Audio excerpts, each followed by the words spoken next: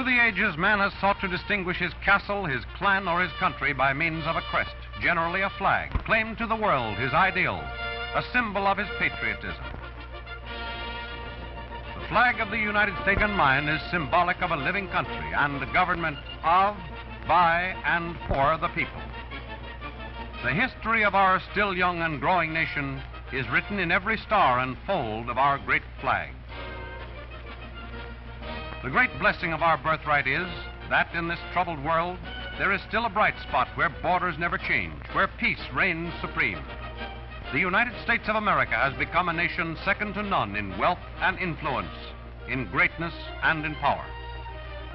Our founding fathers sought words to describe the future nation and the flag which typifies it. In the famous preamble to the Constitution, the words, "We the people," signify the chain of unity which now welds our vast empire of 48 separate states.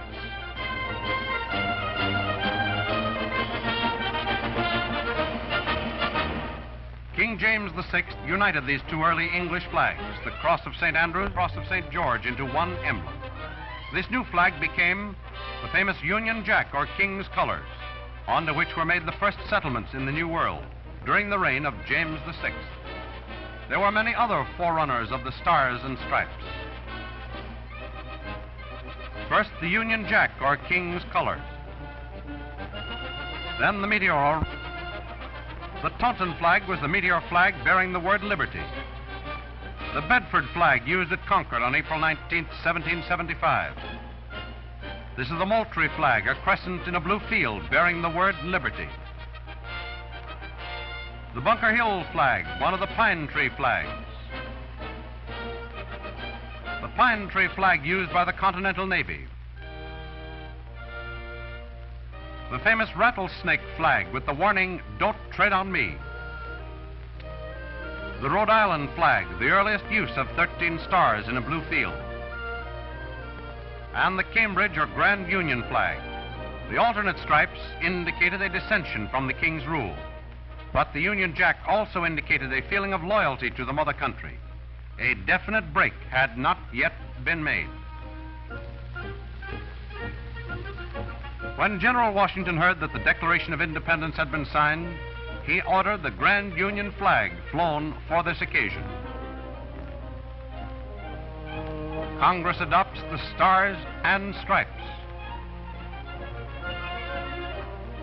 A facsimile of the original resolution passed by the Continental Congress June 14, 1777, adopting the flag of the United States. This resolution was proposed by John Adams, later a President of the United States. A significant part of this resolution is the words, 13 stars white in a blue field representing a new constellation. It is in these words that we find the very soul and spirit of the American flag. This resolution of adoption did not prescribe how the stars were to be arranged. As a result, in the beginning, they were arranged in a circle to symbolize the hope that the Union would be without end. The Stars and Stripes was the flag of the states which was carried through the battles of the Revolution and which inspired our soldiers in their long fight for freedom.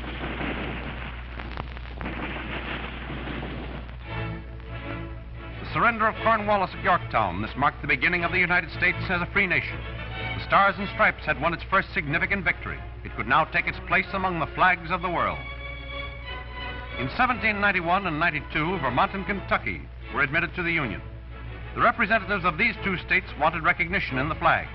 So on January 13, 1794, Congress enacted a law giving us the flag with 15 stars and 15 stripes. This was the flag of the United States for more than 20 years, until 1818. 1803, the Louisiana Purchase marked the start of our nation's westward growth beyond the Mississippi.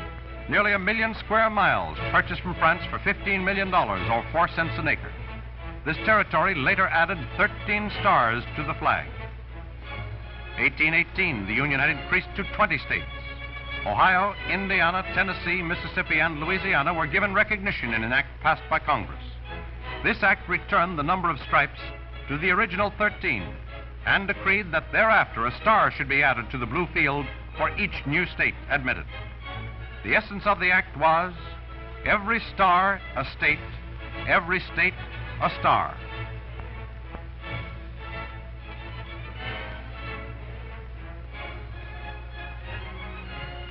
As early as 1832, the idea of a railroad line spanning the nation was conceived. At that time, there were only 140 miles of track in the entire country.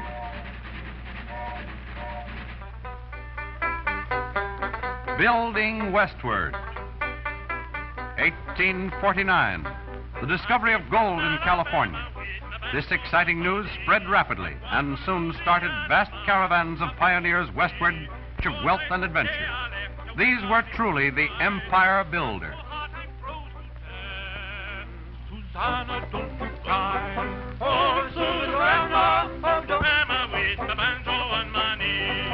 Oh, Susanna. 1862, Congress had approved the plan for a railroad line from Omaha to San Francisco. The construction of this line was marked with many hardships.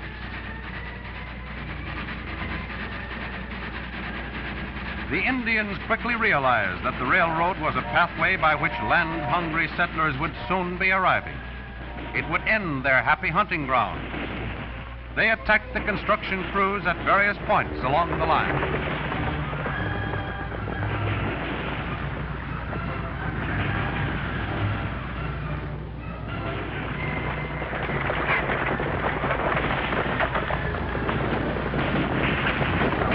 Naturally, it became necessary for organized force to maintain constant vigilance, to stop these attacks and protect the crews so that the work might progress in an orderly fashion.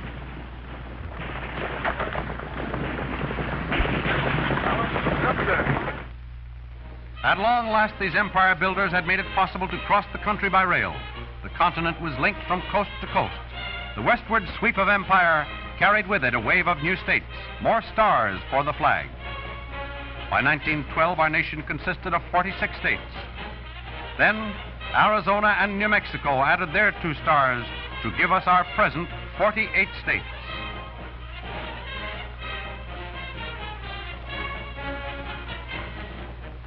The parade of the states and stars was now complete.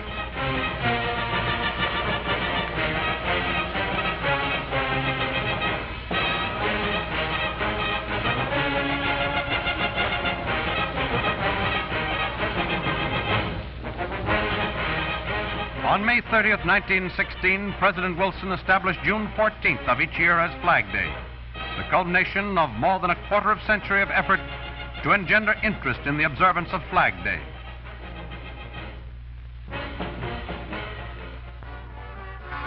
A 150 years of progress. Of stars representing states which started east of the Mississippi has been joined by a galaxy of stars in the west, forming a complete constellation whose brilliance is reflected around the entire world. The home of the brave and the free, the shrine of the patriotic sun, a world open arms. And today, from 13 struggling colonies, the islands on the east and the Panama Canal Zone on the south, to Alaska on the north, and westward across the Pacific to the Philippines. Friendly relations exist with the Dominion of Canada, still under the Union Jack of England. Nowhere else in the world is there 3,000 miles of border which needs no fortifications or soldiers to guard it. It is necessary only as a matter of precaution for us to maintain a powerful Navy, Army, and Air Force for the protection of our people and the pride on the sea. The eyes of the world are on the United States of America today. We, as a nation, must exhibit to the world the proud fact that a government founded on the priceless liberties guaranteed by our Constitution, which came into being more than 150 years ago, is still a splendid example for all other nations to follow.